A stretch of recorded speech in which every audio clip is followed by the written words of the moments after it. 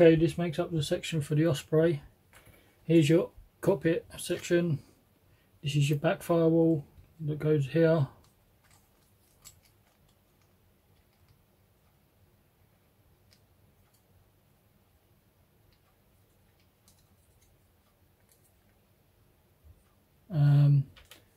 You have got some support piece to go on the back of the seats, which will sit somewhat in there. And then you've got your flight sticks to go on as well. This is your instrument panel. This piece and this piece goes together to make your instrument panel, and that goes on there. So we're going to go ahead and paint these because they require black and grey segments. So I'm going to go ahead and show you some of the assembly.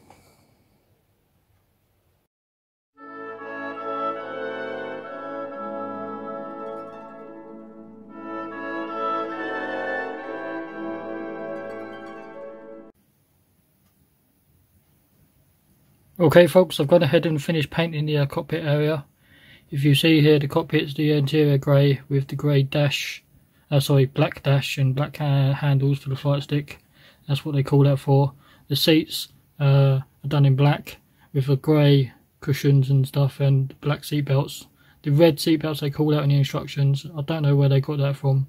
All the reference pictures I looked on cockpits and stuff, they call out for black seats, grey seats, cushions and black or grey seat belt, so I've done it in that option. The dash is in grey or the black, and then the dials are done in dark black, or glossy black, so it looks like it's powered down.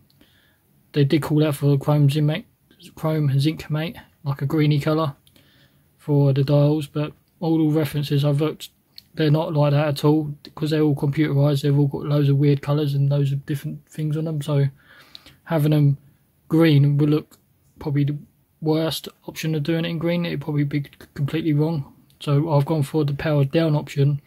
So basically it's like a TV screen when it's just turned off. And then the actual casing of the dash, which is the I don't know, dashboard I suppose you call it, that's done in black as well. It's got a little bit of grey highlights just to have it a little bit wearing, but you're not going to see an awful lot inside the cockpit anyway. So now my next step is going to be putting this all together, and then we can sandwich it into the fuselage halves. Okay, folks, these two sections here make up the back door. If you're going to have it open, you need to slice down this centre line. And I don't know if you can see this on camera, but there's a centre seam line going through here. You need to slice that in half if you're having the door open. If you're having it closed like me, it's a case of just snapping it together. Once you hear that snap, clamp it into place, run your glue line around the edges, and the jobs are good. Okay folks, I've gone ahead and done these section now of the wings section, which the two engines will sit either end of here. The age of the kit is the slight fit issues because of the age. Having to fit these support bracket, these pieces which are like support ends, they're not quite lining up with the upper wing. This section here is like warped out. It's like warped slightly, but I've managed to get it into shape, and now I've managed to get it to fit. But if you have this kit in your stash, just pre-warned, it might be a little bit tricky to put this together. But this section here required one upper section, two lower wings and two support pieces. But I tell you, this little piece here has got some weight to it now. So the next section is working on the engines as well now. Okay, these sections make up the rotor system. I'm going to show you parts of it, and then I have to repeat the process on the other side. So you got this piece here, which is M, piece 40, and it's number C. You have these little pieces, and they sit inside these gaps.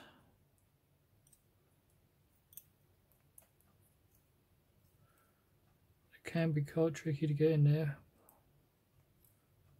Once they're in, they sit flush, and what they do is they fill these gaps. So I'm going to put these in, and then just a tiny bit of glue to hold them in place. There's no locating pins or anything, you just have to slot them in and they fill those holes.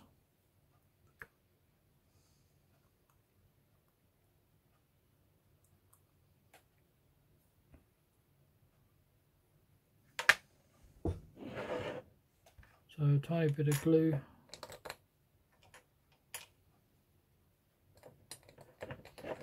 The capillary reaction from the glue should seep into it and hold it into place.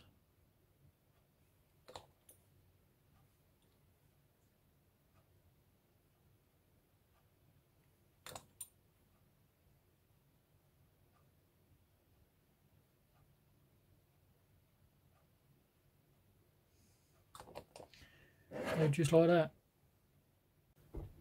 Okay, now once this section was dry, you have this pin, you have your rotor system goes on there, and then this all gets locked into place, and that pretty much makes up your rotor system.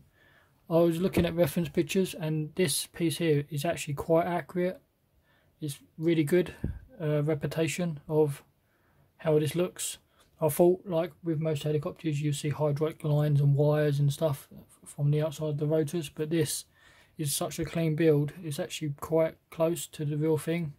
Obviously all hydraulic lines are probably inside the nose and whatever, but this representation of the rotor system is actually quite close, and the kit's actually quite accurate for what it is.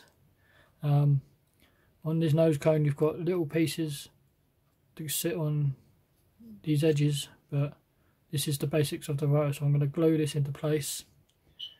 And then the next step, they're requiring for you to make up the engine nacelles, and then basically this just sits on top. But don't forget to put the polycap on the inside of the engine nacelle so it locks into place and it allows it to spin. But this is the basics of the rotor system.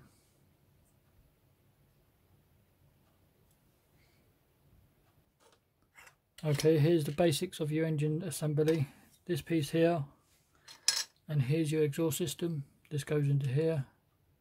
Glue that into place. This will need to be painted exhaust black and stuff on the inside and around the bottom. Before you sandwich it together, you need to put this piece into here, glue that into place. There is a polycap that sits on here inside. Once you sandwich the two halves together, it will look something like that. You've got your engine cap, which will sit on top. Takes a little bit of work and a little bit of sanding to get it to fit right because of the age of the kit. But once you've got that basics of the fit on top, there will be a polycap on the other side of that. This is your propeller system, which will be on top, which allows it to spin, and that's the basics of your engine. So we're going to go ahead and assemble this engine, but before I put this in, I'm going to paint these black and the propellers and stuff, and then do all this. Don't want to put it all together and then you have to mask it up and stuff, so it's easier to paint it in sections.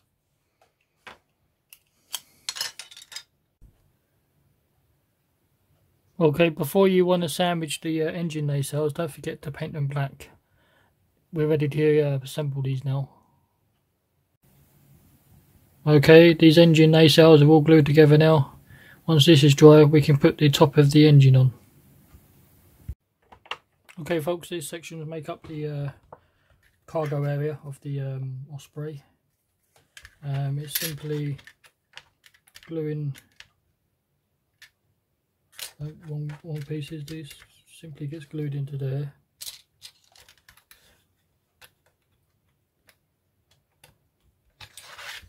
The longer ones on the other side, and two shorter pieces. So we'll go ahead and do this.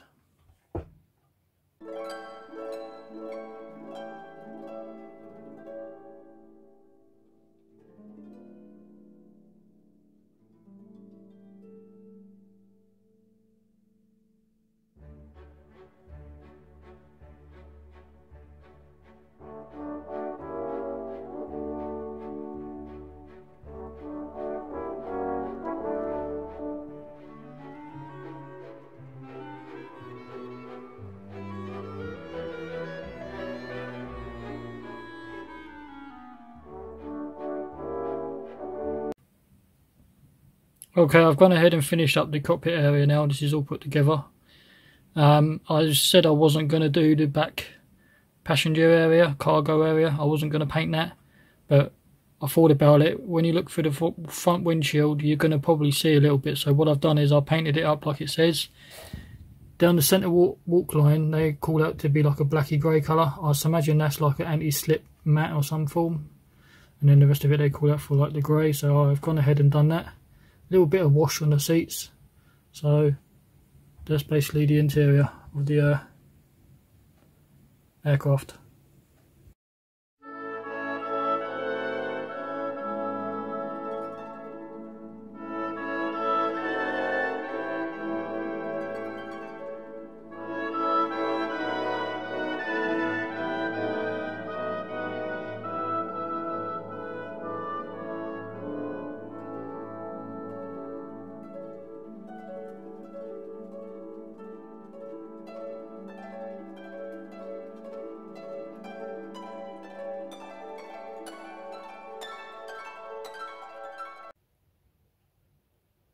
Okay folks, I've gone ahead a little bit. I've glued the fuselage half together now. It's going to take a little bit of work still to get some of these seams out, and across here and here. But this back door, I had a little bit of issue getting it to fit. It didn't seem like it had enough curvature on it, but I managed to get it fitted. So what I done was glue the bottom piece in, let it set, and then put the top piece up, and then you can glue it into place and it holds it into place. So I think it's designed to have more to have the door open than it is to be closed, but we've got it done anyway. And then the next step, I thought the kit had a short shot on the moulding, but it wasn't. This piece here looks like it's missing on both sides. I was going to end up filling it, but when I did my references, it seems it's actually meant to be like that. So when you come to attach to your upper wing, you look at the side of the aircraft,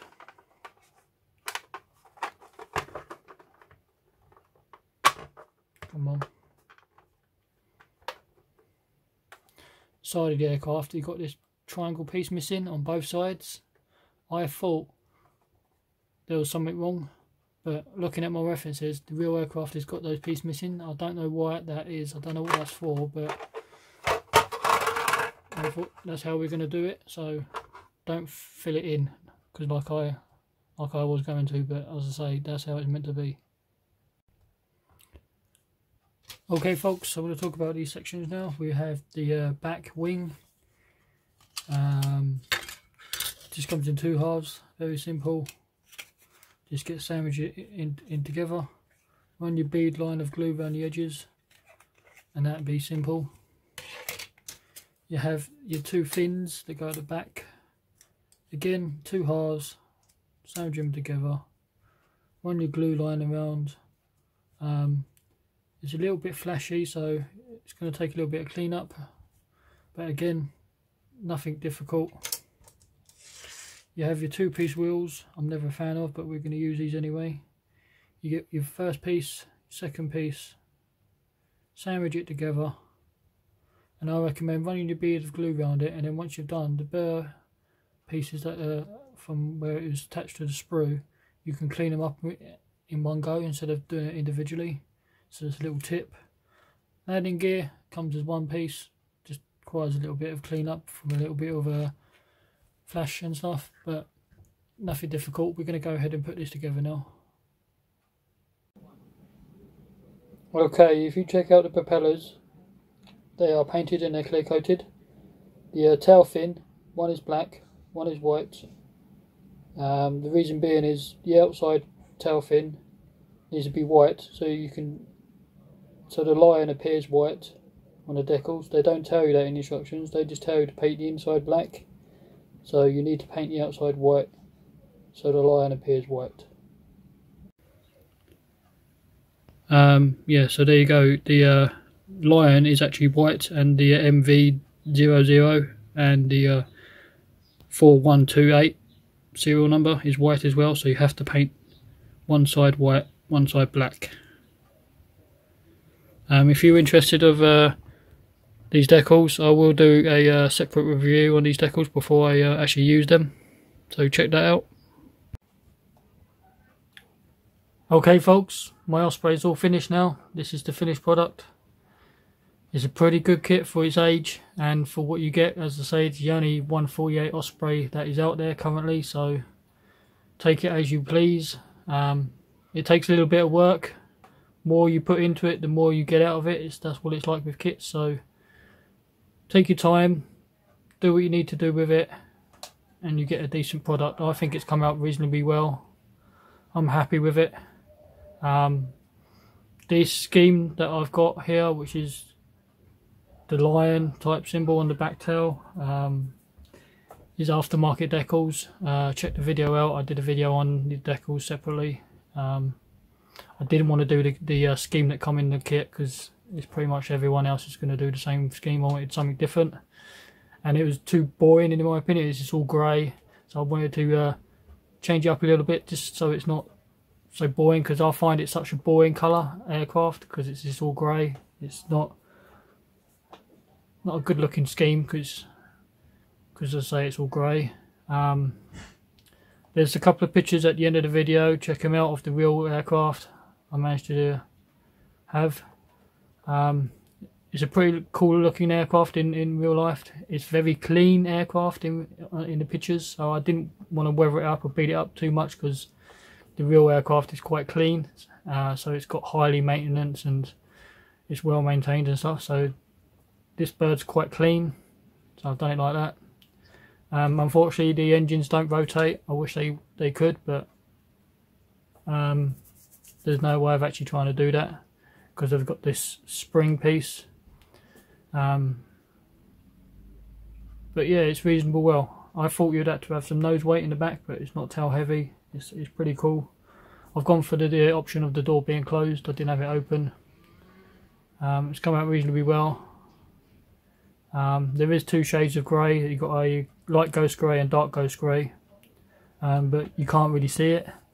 Even on the real aircraft, between the two colours, you think they'd be quite strong, but they're actually not. It blends in quite. You can just about see it here at the back where it's slightly changed. But yeah, as I say, it's done by Italeri, 148 scale Osprey. Should check the kit out. It's all raised panel lines, unfortunately, but you can, once you get over the fact it's raised panel lines, and you can rescribe it or whatever you want to do to it. Once you've done it, you get a good model out of it. It comes out reasonably well. There's a couple of fit issues because of its age. Again, just take your time, a little bit of clean up. There's nothing to worry about. But yeah, like, comment, subscribe, and I'll catch you later.